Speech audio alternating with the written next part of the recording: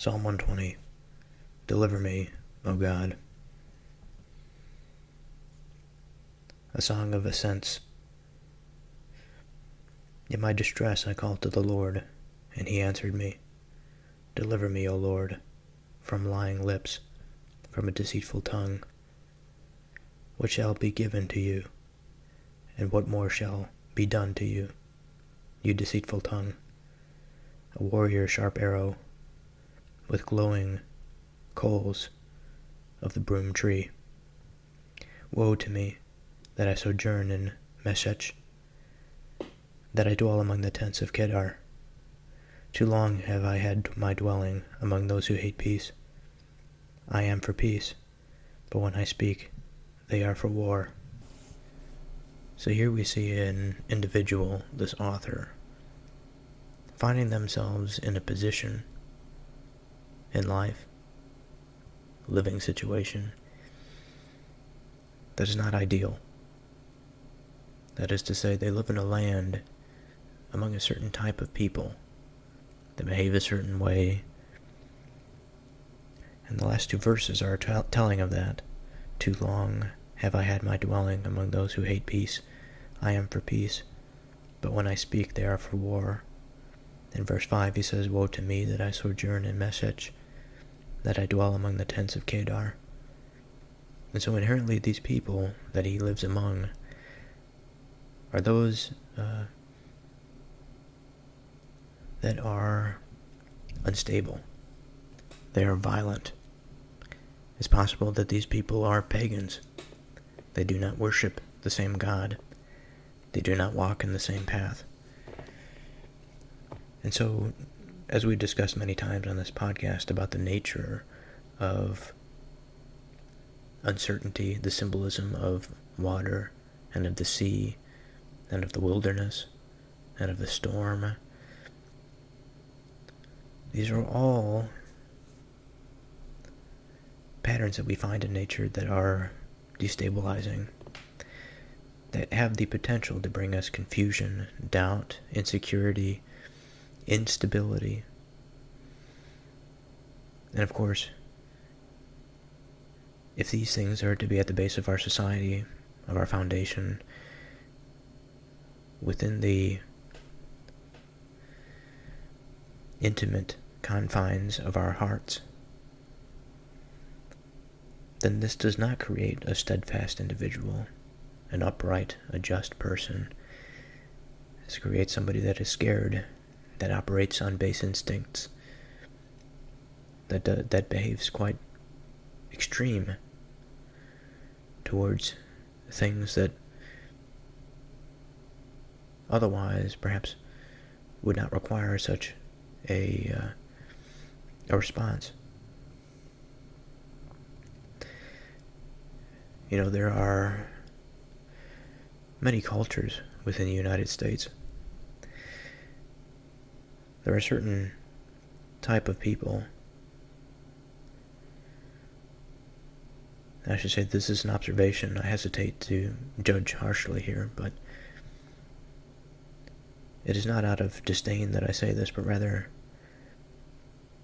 out of understanding that I wish to see this pattern. There are no shortage of individuals that find themselves in groups that participate in behaviors, that participate in certain actions. Perhaps they do drugs. They talk to each other. They talk to each other in a certain way. They communicate with their children in a certain way. They pursue certain ends that I think can be analogous to the condition that the author of the psalm finds himself in, and that all of these things, they sort of accumulate and culminate, and they produce a way of life, a way of being that is inherently unstable. Oftentimes you find these people in and out of prison. You find them living in trailer parks. Possibly you find them homeless. Now I should mention that there are many different situations for which people can find themselves in these situations. And it doesn't necessarily mean that if one person finds themselves within that context that they are irredeemable, or that they are even a part of this culture. Certainly they are redeemable if they are part of the culture and if they participate in this lifestyle. But that is neither here nor there. The point is, we know these people to exist. We know that their offspring are not usually successful. It's because of the environment that they're brought up in. And so from this point of view, I think we can appreciate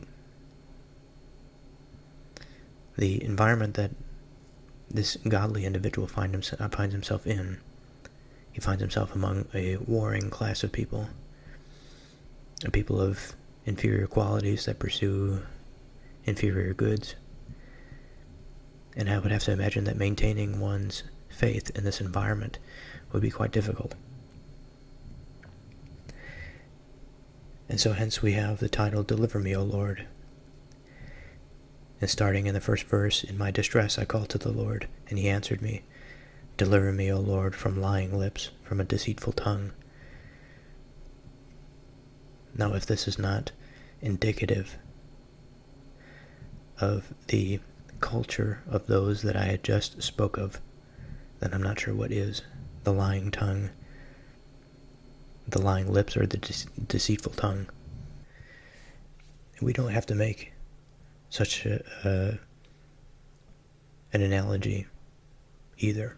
It can be quite personal, just as anything in the Bible that says many things with this way of thinking. It applies at the macroscopic just as much as it applies at the microscopic. And so I can imagine a case, this Deliver Me, O Lord, that finds itself speaking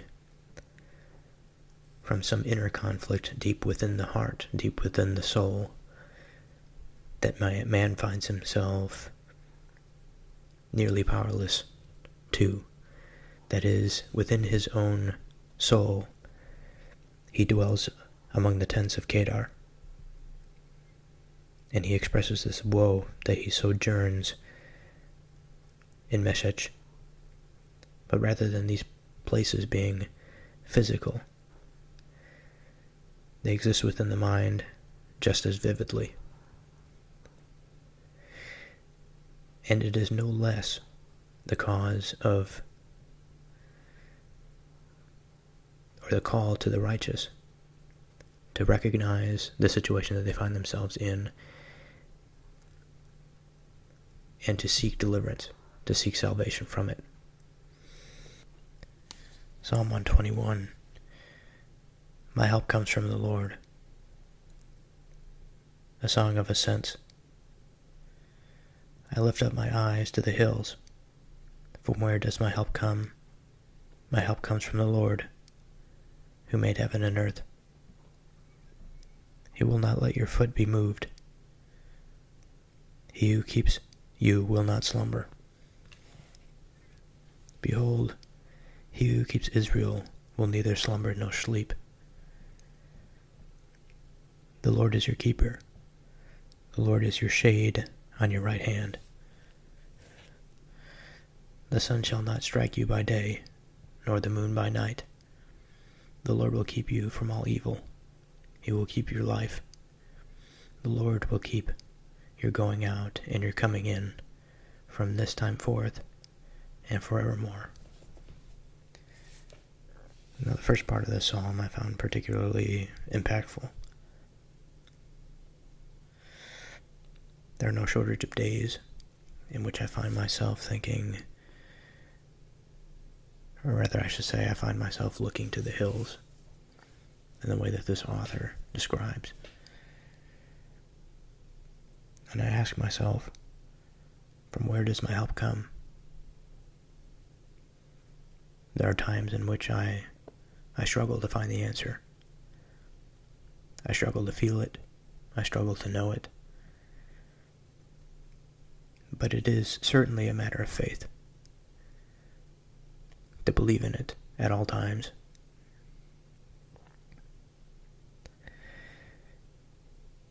And in verse 2, my help comes from the Lord, who made heaven and earth. That is, my help comes from the one, the source, that has made the natural reality that I find myself, in some sense, bound to. I find myself a part of. And also, I find myself in an environment that is almost a lonesome environment because of what I've been given, the mechanism by which I can see, the one that made the heavens and the earth. I know the earth. I'm a part of it. I know its laws. I live by them. And yet, I'm given other faculties to see other laws and to create things, to manipulate this natural world, to manipulate the laws by which I am bound, to arrange matter, to arrange the earth in such a way that I see fit, that I may organize my surroundings so that it is most beneficial to me. And beneficial in the sense that it fulfills my soul. It brings me closer to the source. And so we see this heavenly nature and earthly nature that are wound up in this duality of man.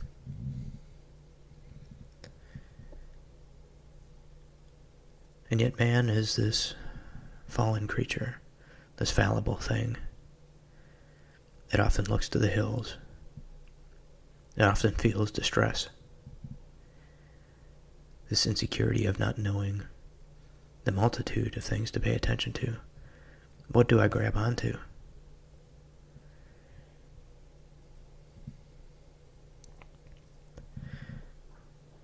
You grab onto the very thing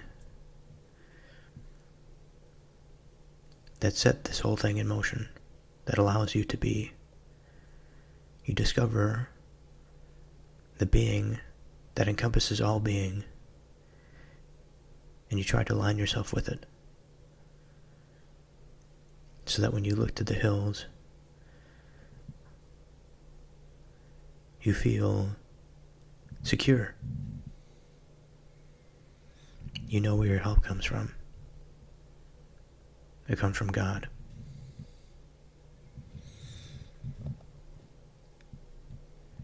And so verse 3 and 4, I think, is just that very sentiment.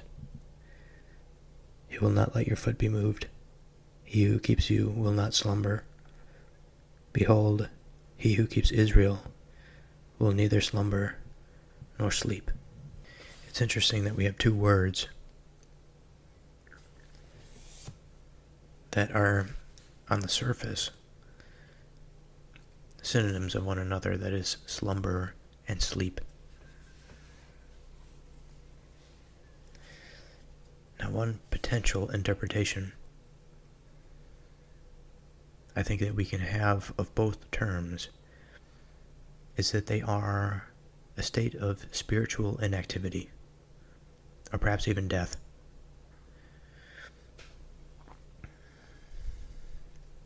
Now, this is something that I think can be felt acutely within man. It's a quality of man to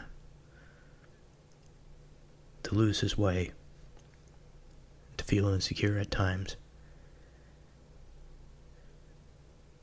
And there are many modes by which an individual can lose their faith. They find themselves slumbering.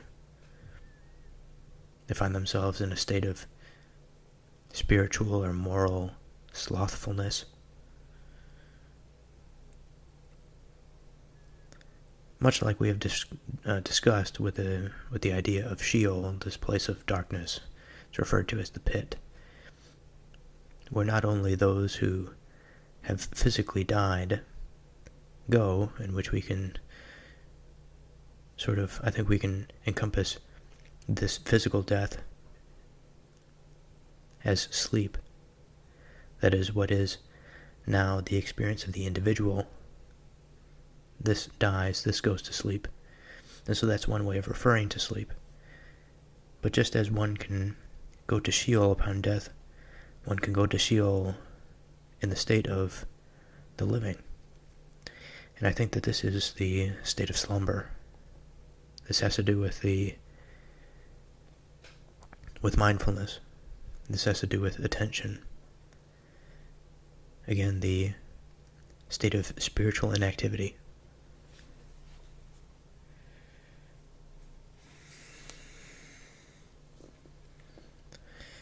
Now, there are other symbols that, of course, refer to sleep and slumber as sort of a rest. It gives a state of restoration, right? And that can also be a part of it. That something must die for something else to be reborn from it. But the point here being is that the source of it all, the center of it, the Creator, neither suffers this physical death nor this spiritual slumber, this dulling of the experience, this dulling of being, this state of depression, this state of anxiety. God is not this way.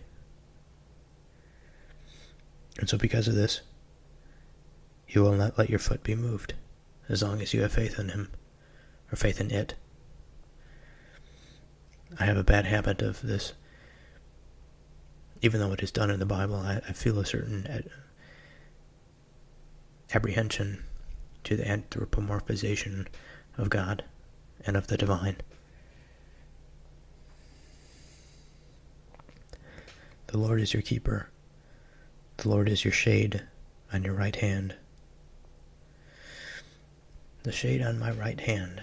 So my right hand as a microcosm, as sort of the reflection of the right hand of God, which is the hand of power and of authority and of the sort of stability of putting things into action. So the God is the shade that is over this right hand. It covers it.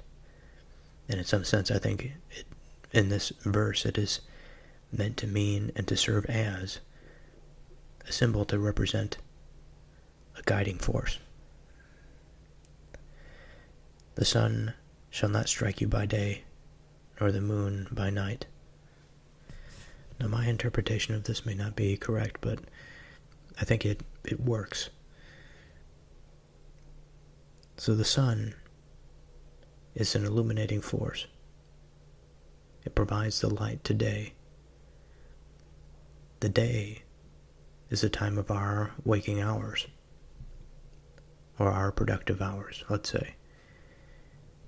It is the time in which we devote our attention, the time that we utilize this machine, the machine that is capable of perceiving the divine source, of the divine will, of the divine purpose. And so within the environment of day, the productive environment, within the attentive environment, or at least the environment, at the very least, the environment that allows for the possibility of the greatest degree of attention. And the sun, the very thing that illuminates this reality, this will not strike man. That is to say, almost in parallel to what we've already been discussing, that they will not slumber in the time of their productive days,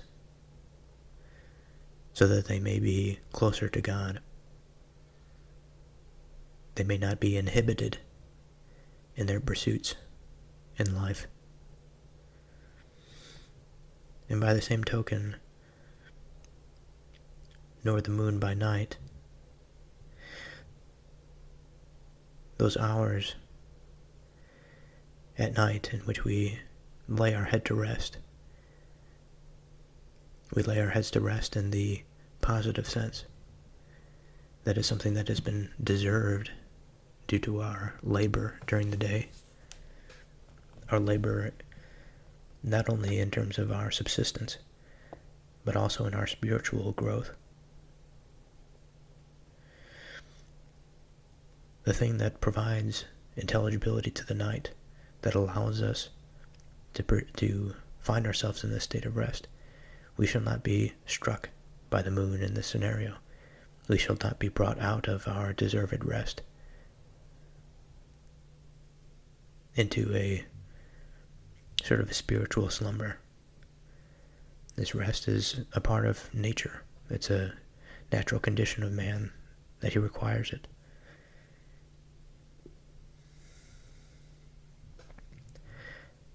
The Lord will keep you from all evil. He will keep your life.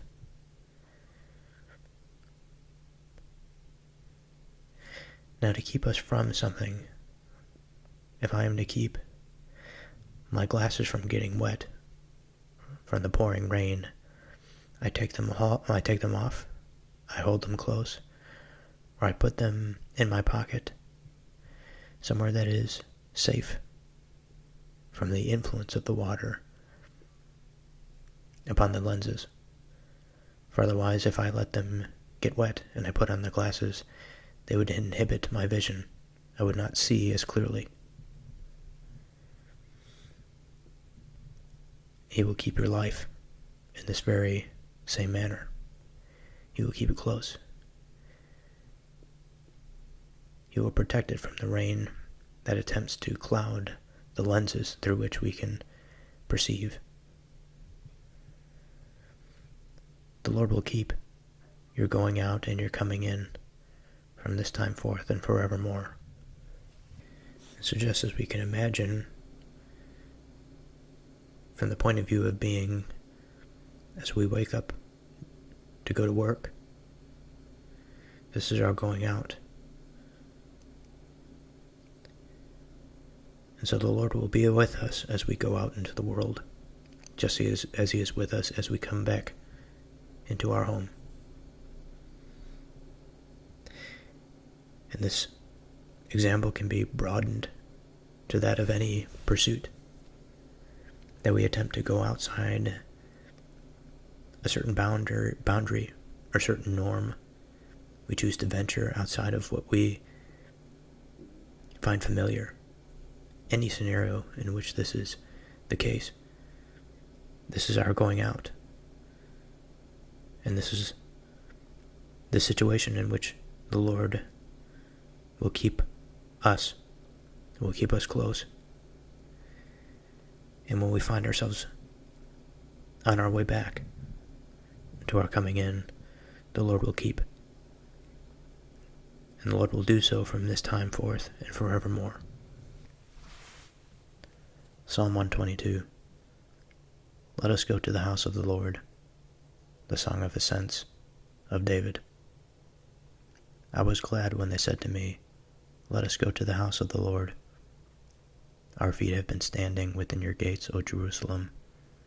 Jerusalem, built as a city that is bound firmly together, to which the tribes go up, the tribes of the Lord, as was decreed for Israel, to give thanks to the name of the Lord. Their thrones for judgment were set, the thrones of the house of David. Pray for the peace of Jerusalem. May they be secure who love you. Peace be within your walls, and security within your towers. For my brothers and companions' sake, I will say, peace be within you, for the sake of the house of the Lord your God. I will seek your good.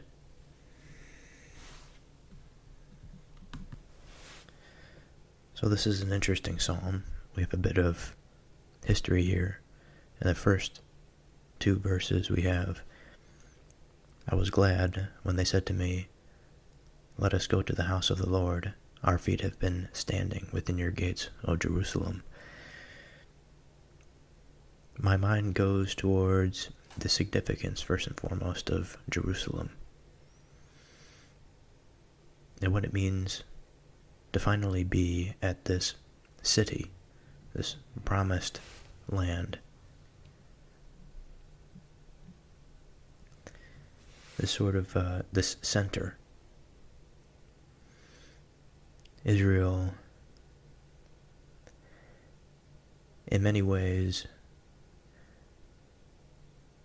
I think, found this spiritual urge, let's say.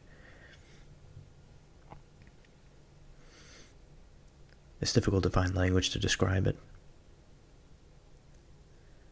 to condense their experience into something that is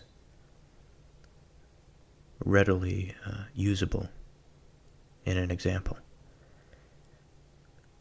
But what I can say is that their exodus out of Egypt and their liberation from slavery and the many years and all of the trials and suffering that they had to go through in order to keep their faith.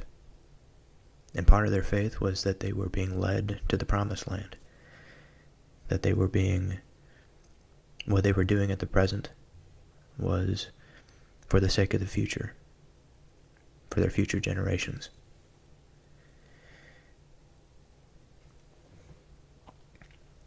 And throughout the way, they discovered what really made faith, I would say. And again, it's the faith that is solidified.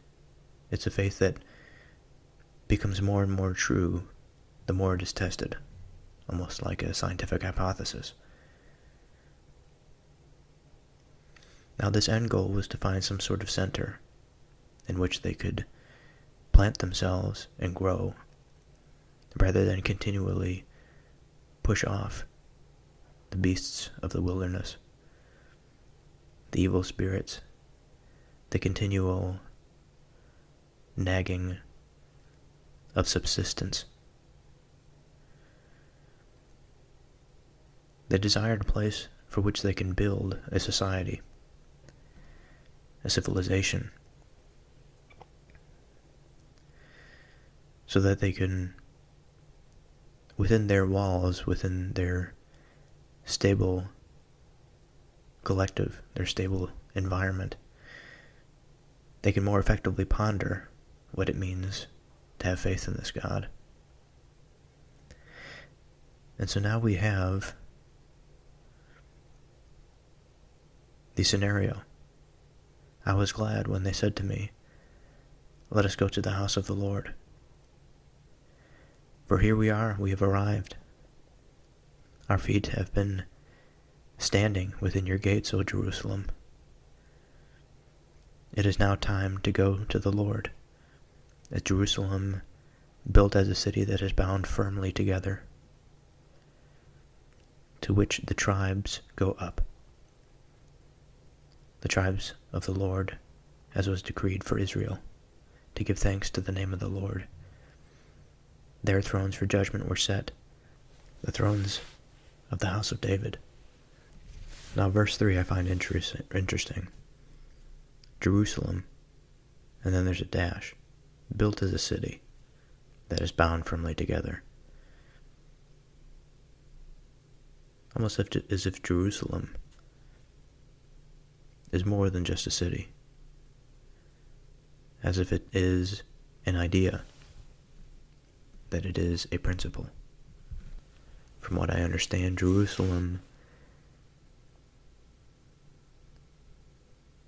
means the city of peace.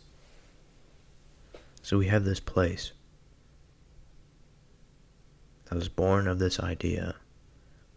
Now we have the center of peace that is anchored to the land, that is anchored to the earth. Now upon this foundation of stability, upon this foundation for which the wilderness has been pushed to the margins, so that the city of peace can exist in such a chaotic environment, and the people that live within its walls are able to go up. They are able to ascend. They are able to go up to God, to meet the divine in the ways that the human mind is capable of.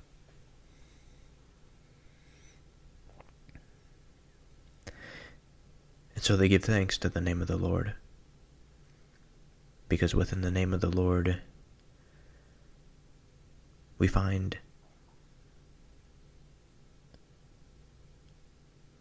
what God is, and of course we understand that God is being. And so we give thanks to this being, because this is what we aspire to, the source of all being. And in order to do this, we facilitate this connection by founding the City of Peace. So we are completely undisturbed, our attention is completely focused on the center, so that we may truly go up. We are not drawn downward, we are not drawn horizontally. We have nothing but our will and our faith to pull us upwards. And I think this is what we see here. This giving thanks to the name of the Lord in the specific context of within this city of Jerusalem that is bound firmly together, in which the tribes go up. And within this environment, thrones for judgment were set, the thrones of the house of David. Now this is a tricky business, because on one hand we have the formation of an authoritarian form of governance. David was a king of Israel. God did not want a king to rule over Israel. More concretely, we can go to Samuel 8:4-7, in which the Israelites approached Samuel, who was both a judge and a prophet, and they asked him to appoint a king to rule over them. And so Samuel appealed to God and asked him what he should do. And God told him that Samuel can grant their request, but that they should be warned of the consequences of having a king.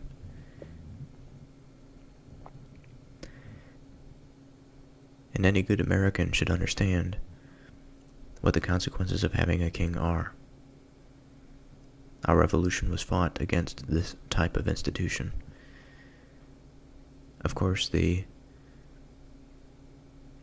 liberation from such institutions often lead us back into the wilderness. We've set up institutions for justice, and now we deny that very framework by which we were bound together. We not only have to design a new one, but we also have to live with the consequences down the road. And I have to imagine that what we are going through now in the modern day is, in part, the consequence of liberalism. The sort of extreme liberalism. The liberalism that has gone beyond a political philosophy and it has become a much broader framework by which people view themselves. That the individual itself is liberated from reality. That it no longer is restricted to the political domain. And we often conflate, on the other side of the spectrum, conservatism for political philosophy, rather than a way of life.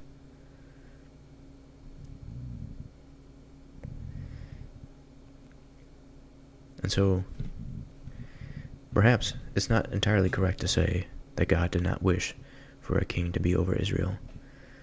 It would be better to say that if one is to make a decision, then one must calculate and understand the potential consequences.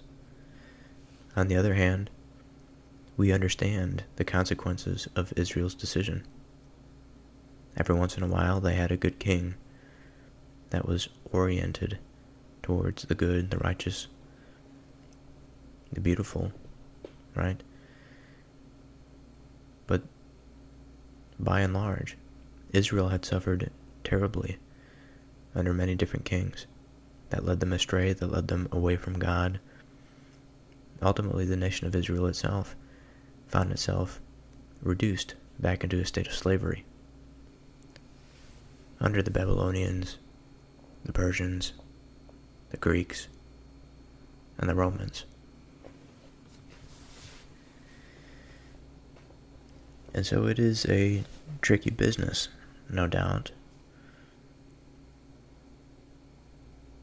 while trying to find some peace and stability to pursue God and to find the form of governance that would sustain them. Certainly the question is, how do we design a stable society that can resist the consequences of time, not necessarily in a linear sense, but rather the change that often accompanies time, or the change that is time, perhaps, that as we move forward, as new generations are born, as the old ones die, things are forgotten. Lessons are not taught with the vigor that they were taught in a previous generation. The struggles and the suffering of a prior generation are not as salient. They're not as visceral. And the impact of the story sort of fades away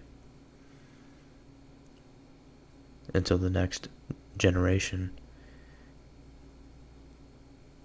succumbs to the sins of their father, who failed to teach them, to raise them properly, so they know no better, and they are doomed to repeat the same mistakes.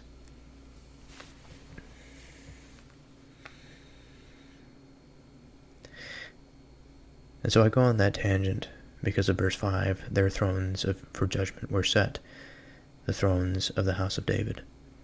So on one hand, this is a positive thing, because in its day, at that time, given the person in that circumstance,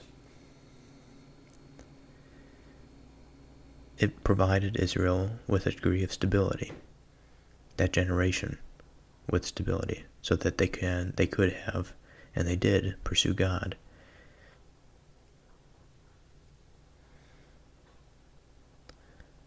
Pray for the peace of Jerusalem. May they be secure who love you. Peace within your walls, and security within your towers. For my brothers and companions' sake, I will say, peace be with you. For the sake of the house of your Lord, I will seek your good.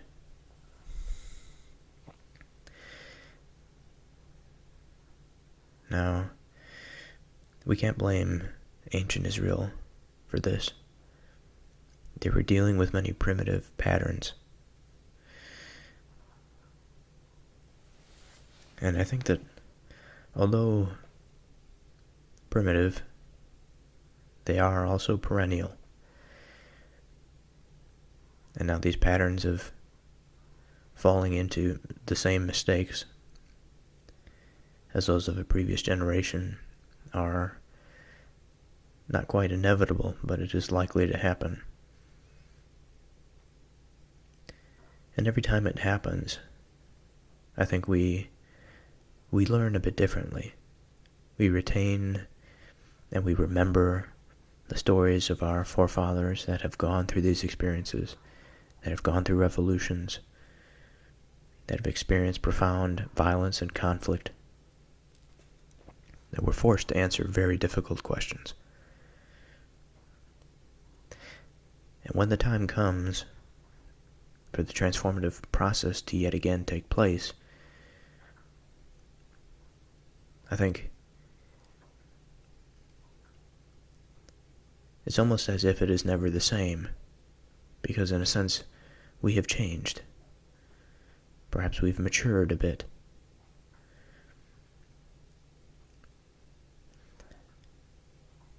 Now, of course, in our modern day, with our material comforts, we can say that we've matured a bit. We've matured enough to improve our material condition. We've improved our governance to include the multitude, to try and prop up the individual as something that is valued, that is respected, and to avoid the potential pitfalls that come with the form of governance that involves a king or this unitary sovereign or the popery that holds the keys to the divine, that is the translator of the divine voice to the rest of us. And with that power comes not only the ability to shape the very framework of the human mind and the way it thinks about reality, but it can, if it so chooses, to control them and to submit them to their own wills rather than to the will of God. And when this happens, we find ourselves in a condition that's similar to what we can observe in Israel's experience. The multitude of kings that they've gone through that have led them astray, that have weakened their bonds, that have destroyed them as a people and as a society.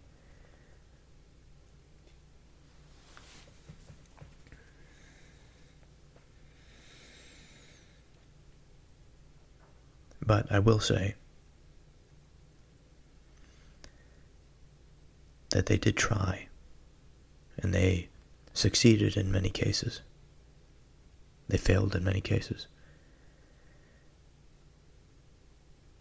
But in all of it, I think we can come away with an appreciation of how difficult this is for us. This problem of existence. And how to exist rightly in the face of almost this amnesia as the finite nature of the body runs its course. We are forced into this dilemma of carrying with it such firm memories and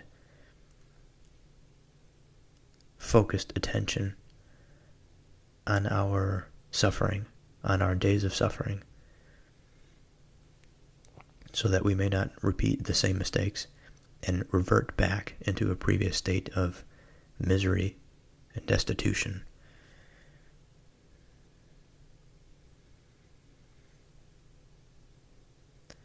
We are not infinite beings, we are not divine beings. And so we are ultimately and unfortunately bound by this reality,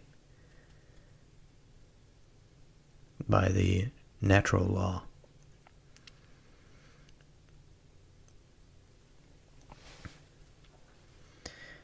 However, it does afford us with interesting periods of transformation. And I think often during these periods, it's almost as if new life is breathed into us. Whereas the old and beaten down that had gained their wisdom in their day from their struggles, their juice had been used up. There's no more gas in the tank.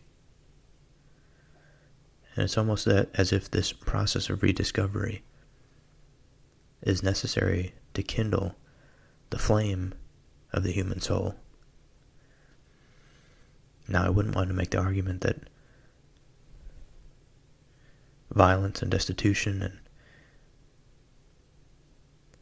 pure suffering is necessary for humanity to make a change, to move himself from one age to another. I don't quite think that's the case. But there certainly is something to this idea that in order for transformation to occur, there has to be an explosion of salience. An explosion that is relatable across many different domains, so that individual to individual to individual can see the same thing. They can hear the same thing. They're on the same page. They're united under a common cause. And such a powerful narrative, I think, is necessary. It doesn't necessarily have to be from a profound sense of suffering, but it does have to grip us in a certain way so that we can make the changes that are necessary. Changes that are necessary to save us, perhaps from suffering and destitution. Perhaps changes that are necessary to save us from ourselves. To save us from the dread and the anxiety, and perhaps the self-afflicting thoughts that come from stagnation and subjection to pathological institutions.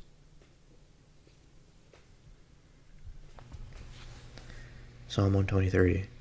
Our eyes look to the Lord our God, a song of ascents. To you I lift up my eyes, O you who are enthroned in heaven. Behold, as the eyes of servants look to the hand of their master, as the eyes of a maidservant to the hand of her mistress, so our eyes look to the Lord our God, till he has mercy upon us. For we have had more than enough of contempt. Our soul has had more than enough of scorn, of those who are at ease, of the contempt of the proud. So here an interesting image. When I hear this, I think of a teenager that's confronted by a bully. But rather than this kid being the victim, he knows better. He knows beyond the bully. He places himself in a position that would make it seem as though he is servile to the bully. But as a matter of fact, he submits to something that is, as I said, beyond the bully. He may look in his direction, but at no time will he acknowledge this bully's existence. It's as though his gaze pierces through him. And so, this idea of lifting up the eyes to God, of focusing one's attention, which is often the focal point at which the eyes converge, focusing this attention upon God. And the imagery here to illustrate that relationship is that of a slave to a master. a difficult relationship for us to understand these days, but I'm sure we can imagine what the mind of a slave would be compared to the mind of their master. Truly, one submits to the other.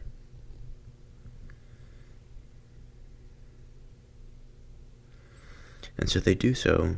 They fix this gaze, and they maintain their attention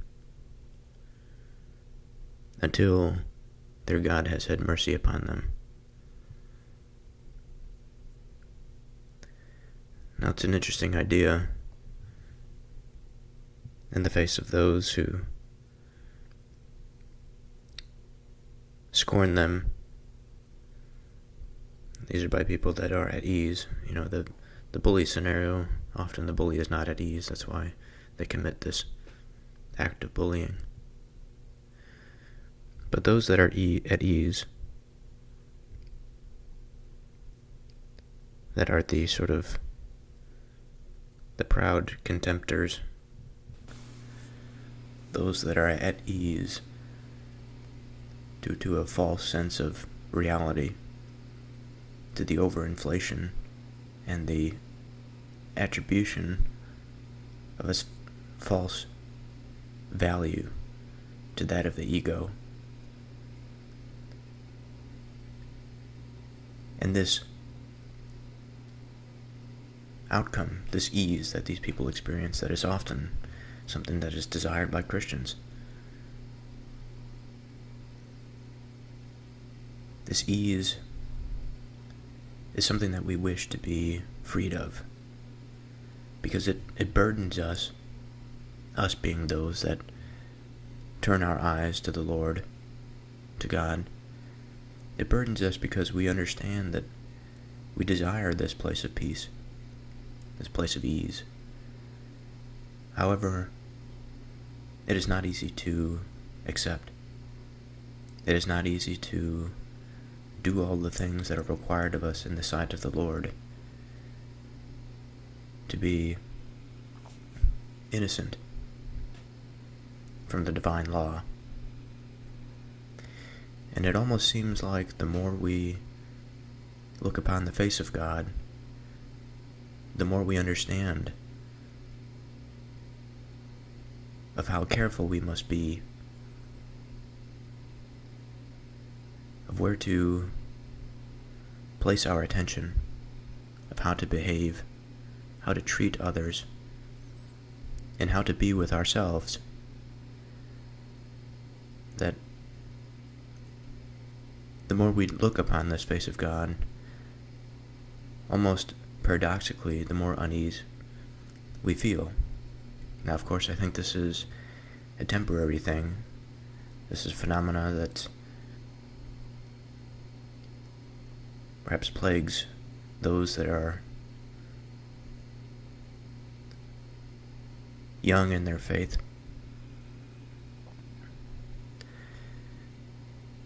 But also, I think it is a condition of man to at least recognize and remain humble in the face of this God. Now, it doesn't mean that this humility by its very nature causes us unease. I think eventually we can get to a point of profound ease. And this ease comes from a place that is beyond those that feel at ease because of their pride, or because of those that feel as though they are above somebody else, and therefore they scorn those people. So by its very nature, the behavior of these people are well in front of, well below whatever imagery you want to use. In my mind, I'm picturing something that is well in front of the divine source. That is,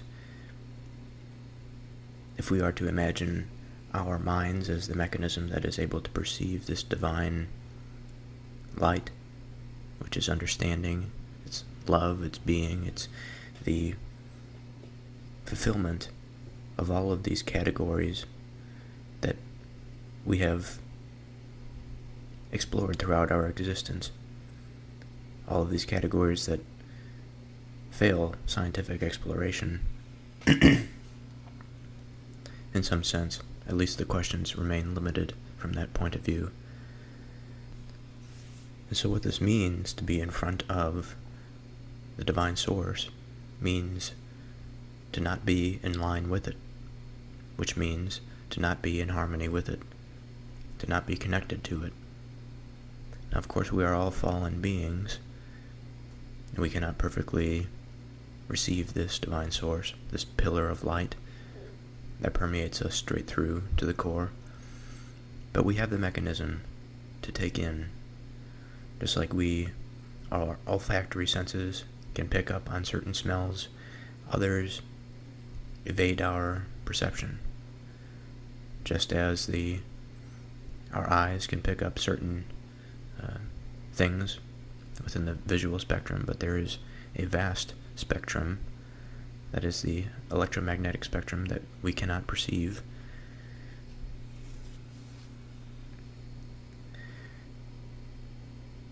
However, we still have this mechanism. We still have the sense organs to pick up on this. And just like the physical that picks up on the natural world, our minds, our consciousness, our self-awareness, it picks up on the divine. And so if I'm going to return here now to sum up this psalm and sum up the points that I have made thus far, I would say the main takeaway from this is that when we are confronted by things that potentially enrage us, or by things that appear to be undeserved, perhaps a person finds themselves in finds themselves in a position in life that seems to us to be nothing more than luck. It had nothing to do with hard work. It had nothing to do with solving the problems of understanding. It had nothing to do with walking the upright path. It just had to do with circumstance. It had to do with the fallen nature of our culture. This is not for us to be displeased with. For our path is different, and our fulfillment is different. Now, there are many that can delude themselves into false sense of peace and comfort, but strip them of their material world and their material reality, they will crumble beneath the weight of the divine judgment. And so for those that pursue God, this is a loftier pursuit. It's a more difficult road, but it leads to a more profound peace. And so in verse 4, when it says, "Our soul has had more than enough of the scorn of those who are at ease, of the contempt of the proud," when we look upon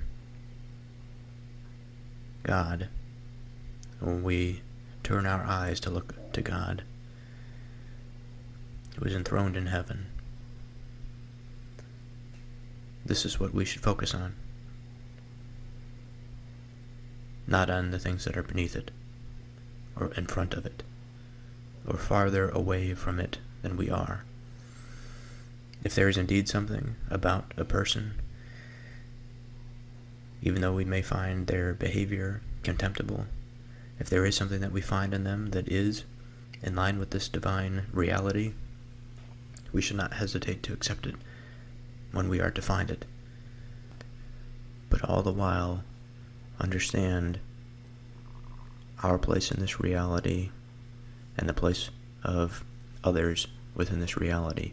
We may reserve judgment for God, but that does not give us an excuse not to understand the reality that we inhabit. Psalm 124. Our help is in the name of the Lord. If it had not been the Lord who was on our side, let Israel now say, if it had not been the Lord who was on our side when people rose up against us, then they would have swallowed us up alive when their anger was kindled against us, when the flood would have swept us away, the torrent would have gone over us, and over us would have gone the raging waters. Blessed be the Lord, who has not given us as prey to their teeth. We have escaped like a bird from the snares of the fowlers. The snare is broken, and we have escaped. Our help is in the name of the Lord, who made heaven and earth.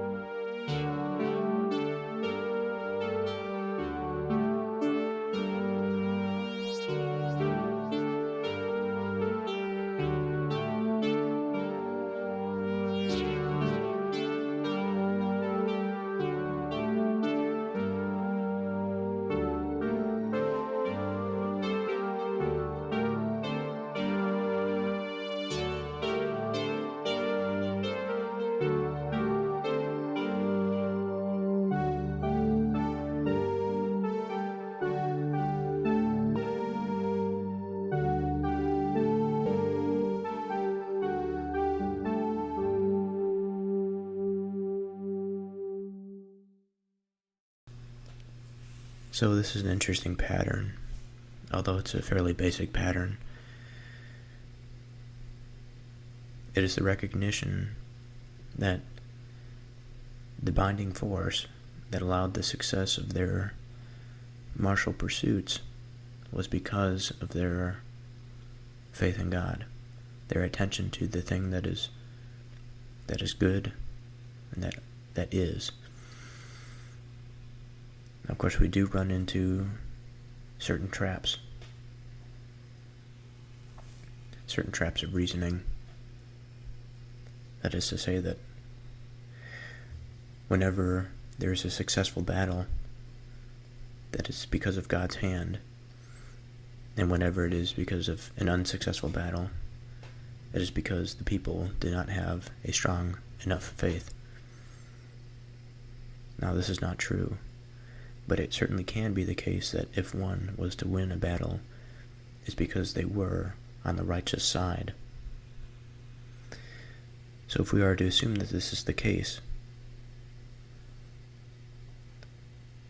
this is the case of Israel at this time, then this period of their history must have been a fruitful one. Now, the other thing that I'd like to mention is the recognition of the nature of this destruction, which they symbolize as the flood, the torrent, the raging waters, the thing that sweeps them away from the face of the earth. And they say in their argument that it is because of our faith that we have not succumbed to these sort of natural forces.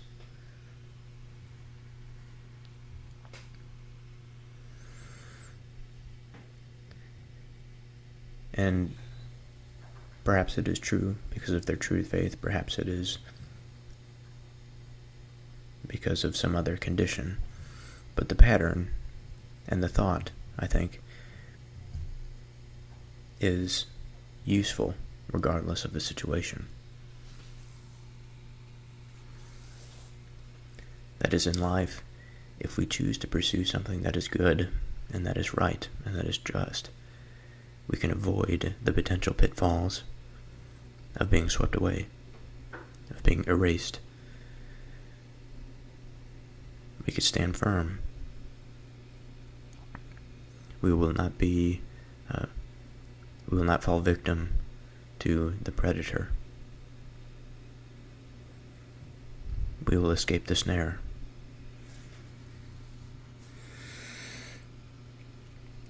Psalm 125. The Lord surrounds his people. A song of ascents.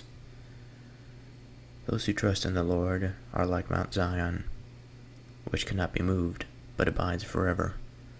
As the mountains surround Jerusalem, so the Lord surrounds his people, from the time forth and forevermore. For the scepter of wickedness shall not rest on the land allotted to the righteousness, lest the righteous stretch out their hands to do wrong. Do good, O Lord, to those who are good, and to those who are upright in their hearts. But those who turn aside to their crooked ways, the Lord will lead away evildoers. Peace be upon Israel. Now, there's a thought that crossed my mind. But first, I'd like to say that this is another interesting pattern, but also a simple one. And that is, we see here some symbols of stability, of immobility, because of their strength, because of their structure, their foundation. And it's because of the faith in the Lord that Mount Zion cannot be moved. The Lord surrounds his people like the mountains surround Jerusalem. So there's a protective force. There's a stabilizing force.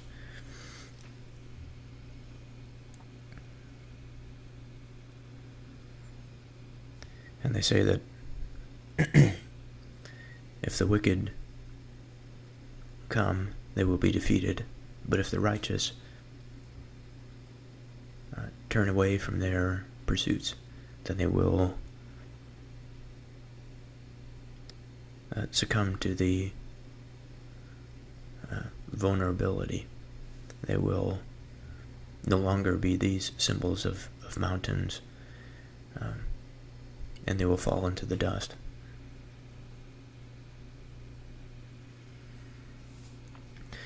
But the thing that I was thinking about here, I was watching a video, sort of a classic, it's like a narrative-driven documentary. It's kind of interesting. It was, the title of it was Don't Be a Sucker. And this was, I'm sure it was filmed in the 1950s or 1940s. Black and white film. It's about 30 minutes long. And it was all about a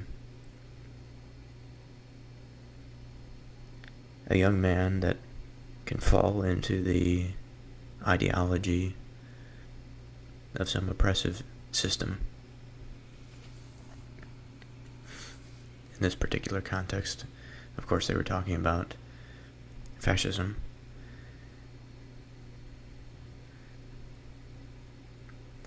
And the interesting thing about it was that I see a potential parallel, I should say, to some of the language that's used here in Psalm 125. But there's a key difference. There's a key difference from believing that a race of men, a particular class of men, men of particular characteristics,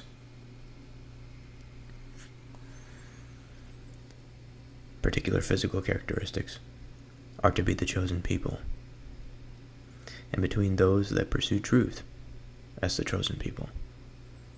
Because on one hand, you have something that is immutable, and that no matter what one can do, no matter how much they try, they will never be able to be a part of this chosen race by virtue of their physical appearance or of their background or what they believe in.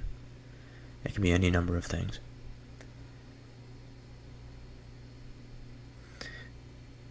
But therein lies an interesting question, because there is an answer to it.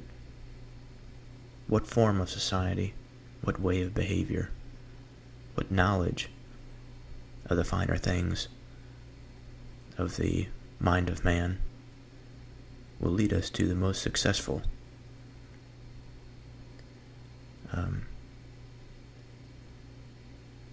the most successful civilization, the most successful society, the strongest connections and bonds between family, friends, neighbors, countrymen. And what does it mean to be successful? Does it mean to have the largest population? Does it mean to have the strongest military? Does it mean to be the most resistant to invaders? Of course, these are elements, but they are not the true markers of success. These are all secondary characteristics. And is it possible that those who are truly successful, if they are planted in a soil, in an environment that is not conducive to the growth of the righteous, that what is considered to be successful in this environment will not be those who are righteous? It is possible, but we cannot confuse that for being success. We cannot confuse the takeover of the Nazi Party over the existing German political establishment as a success.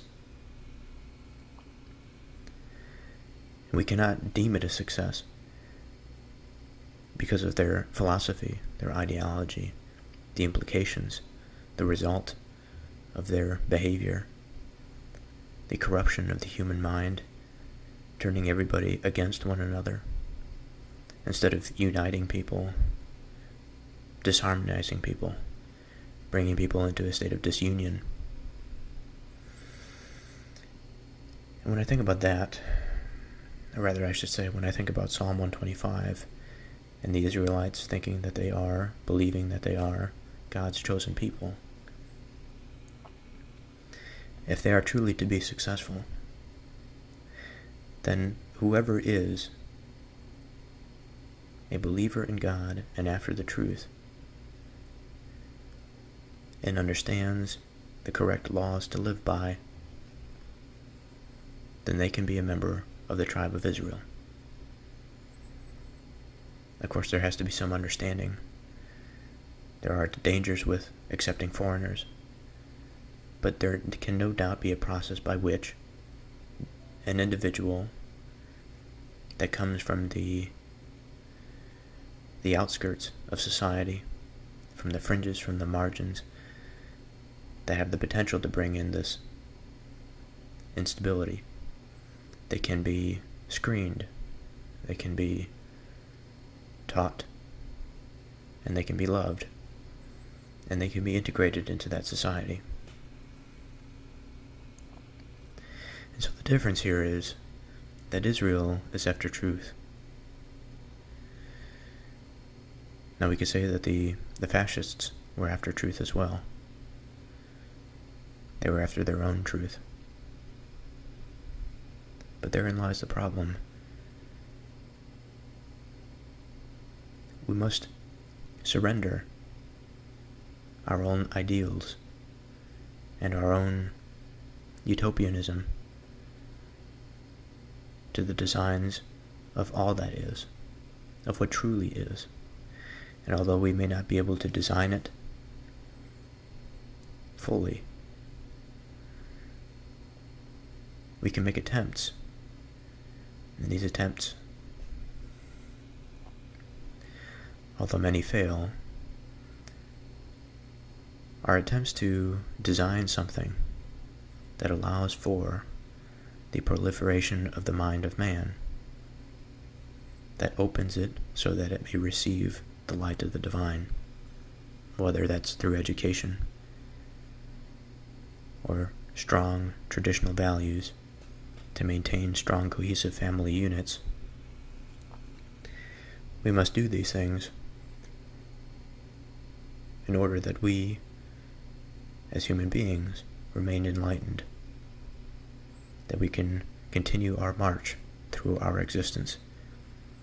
What we are marching towards, it is some communion with God It is some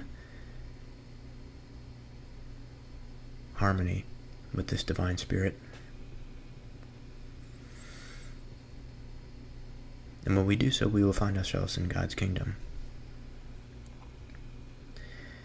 And throughout our history and our experiences, we have experienced little bits and pieces of this, like the fulfillment of God's promise to Israel that they will reclaim their land,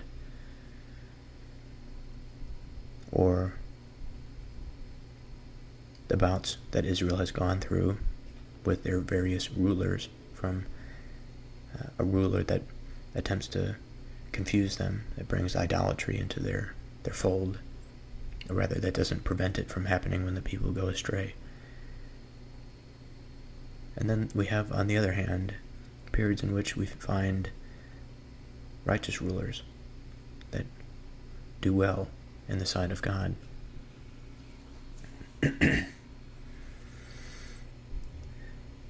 All this to say that we must submit to something.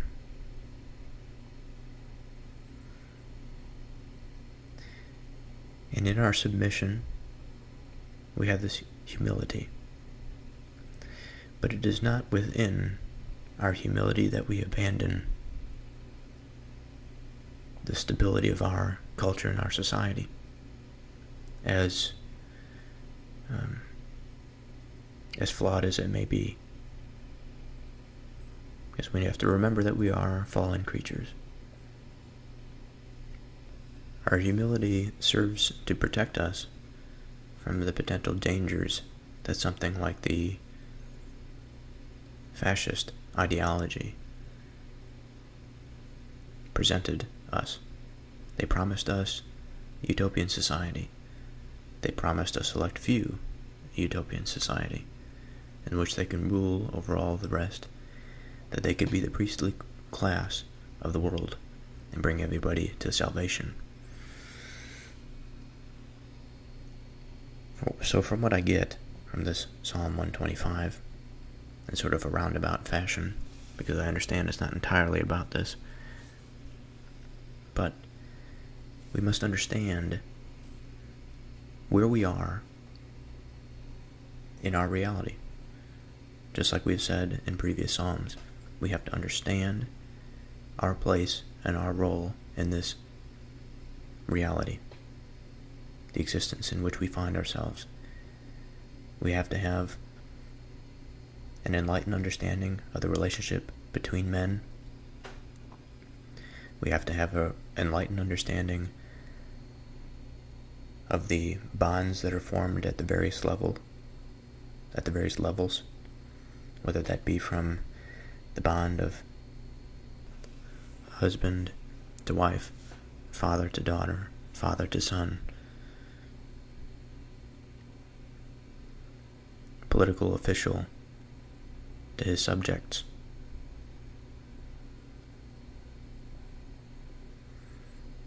manager to his subordinates,